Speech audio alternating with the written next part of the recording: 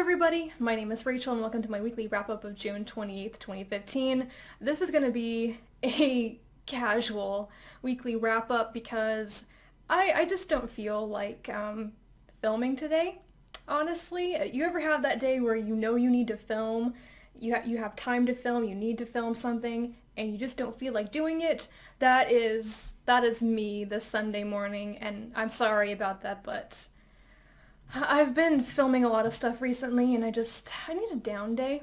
So I just don't feel like talking. I think it's an introvert thing. I just want to be really quiet. So also I apologize if I'm looking down at my phone for reminders during this. Like I said, it's going to be super casual. The good news this week that I'm so happy about is that I did manage to finish both of the large books that I was reading throughout the month of June. I finished them in June and very, very happy about that. But the first book that I finished is Valor and Vanity by Robinette Kowal. This is the fourth book in the Glamorous History series, so I feel it's okay to not tell you massive amounts about the plot for fear of really spoiling stuff in the three previous books. But this is about the adventures of our main characters, Jane and Vincent, when they go to Venice, or I think technically they're in Murano, and they are robbed by pirates, basically, and then the story turns into a heist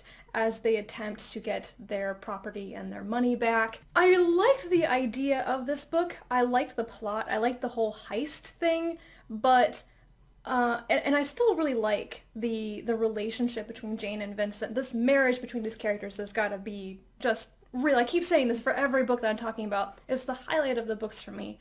But at this point, when they've been married a couple of years, I was a little annoyed with Vincent and his pride, but despite my annoyance, it makes a lot of sense given the time period and what's going on in the book.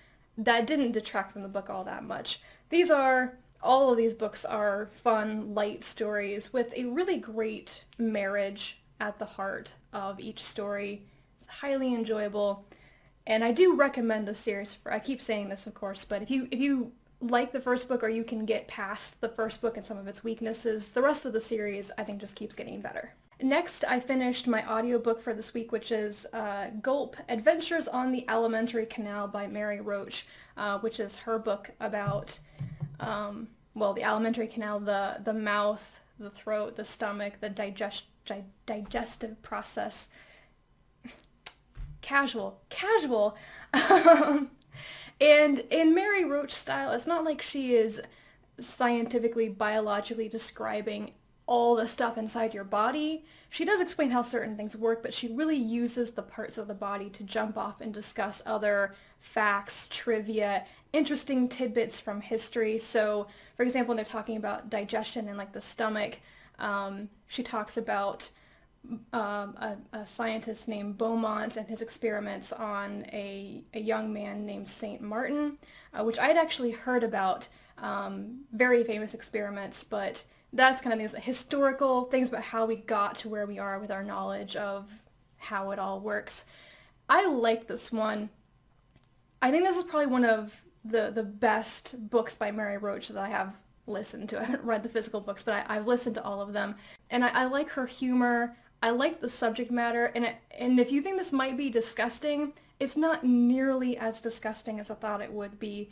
It was just entertaining and educational. Then I finished Lumberjanes Volume 1, Beware the Kitten Holy. I was mistaken. For some reason I thought that Noelle Stevenson did the artwork for this, but no. It is written by Noelle Stevenson and Grace Ellis, and it's illustrated by Brooke Allen. But if you see the cover of this, the cover art is done by Noelle Stevenson. That's kind of why it's got that like little teeny tiny leg feet style I remember from Nimona. But the art style inside by the other illustrator looks kind of like that. You can see that at all. I loved this.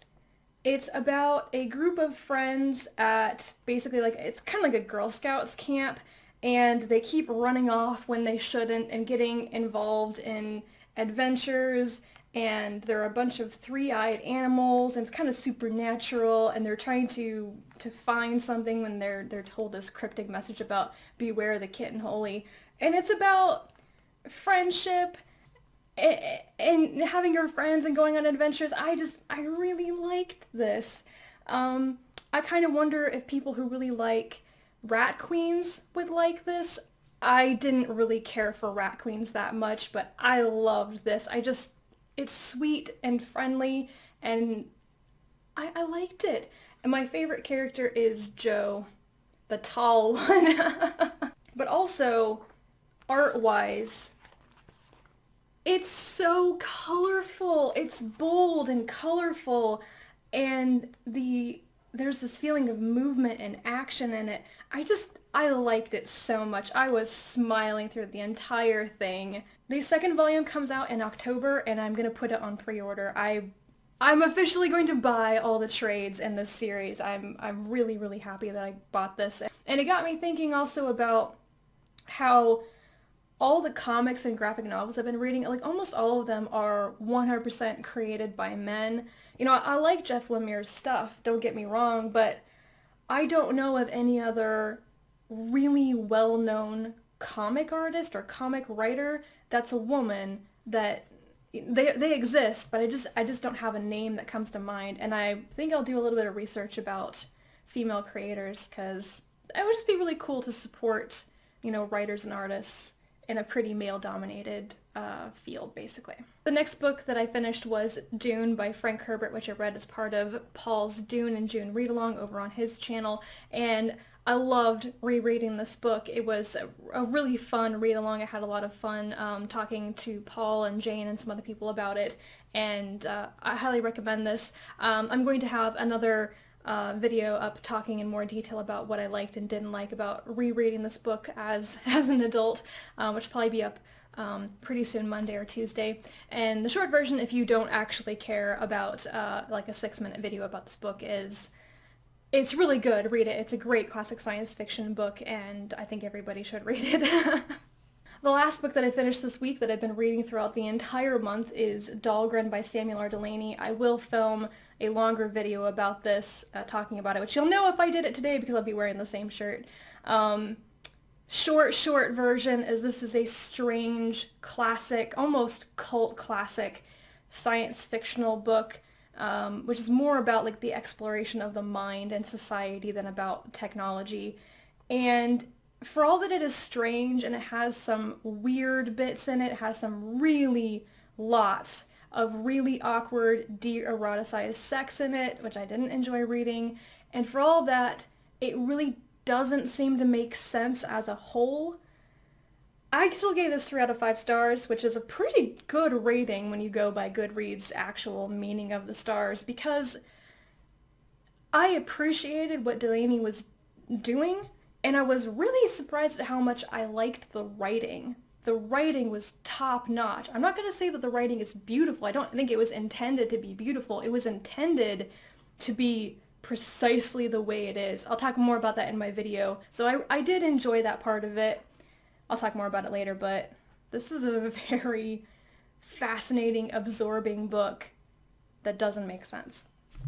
The last thing that I did read this week that I don't count this sort of my reading goals or anything, but I'll mention it because I mentioned it in my Friday Reads video. I was so excited to read these. These are the first 4 issues of Descender, a new comic series written by Jeff Lemire with art by Dustin Nguyen. Oh yes, I'm going to be reading this. I may just have to start buying the single issues if I can find someplace like online to buy them from. If you have any suggestions about how to acquire comics when you don't have an actual comic book store in your town, let me know it down in the comments down below. The story is about, it's kind of a Battlestar Galactica story. That's what I first thought about when I was reading the first issue, is this is like something people who love Battlestar Galactica might like.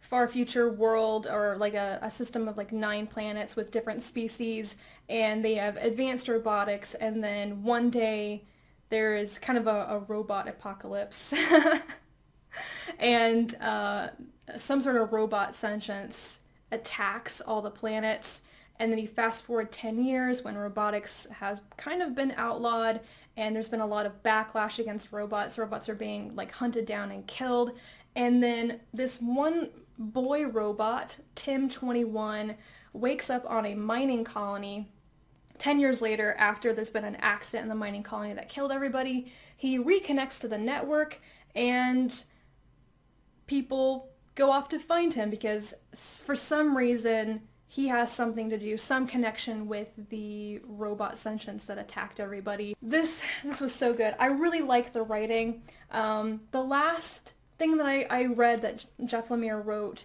was Trillium. I actually did an entire review about that, talking about what I didn't like about it, which is mainly about the writing. The artwork was fantastic, but I felt like parts of the plot and the characters were sloppy or rushed, and just some decisions I thought were rather stereotypical and unnecessary. But this is what I expected from Trillium writing-wise. Now, we're not too far into the story, but I already feel like the writing, the characters, the story is being handled better. Things are a bit more fleshed out. And the artwork is so, so beautiful. It is, yeah. It is all done in watercolor by Dustin Nguyen, and it's just beautiful. I was just staring at the pages going, that is such gorgeous artwork. It's going to make reading this comic a delight. I'm so happy with the art style and the colors, and of course, good writing. And if you've read it, let me know what you think. In fact, actually, if you've read any of these books or you want to read any of these books, please let me know down below in the comments. I love hearing from you guys and knowing what you think about these things. And yeah, I'm gonna go finish my tea and watch some Mythbusters and let my brain relax a bit, and I will talk to you guys again later. Bye.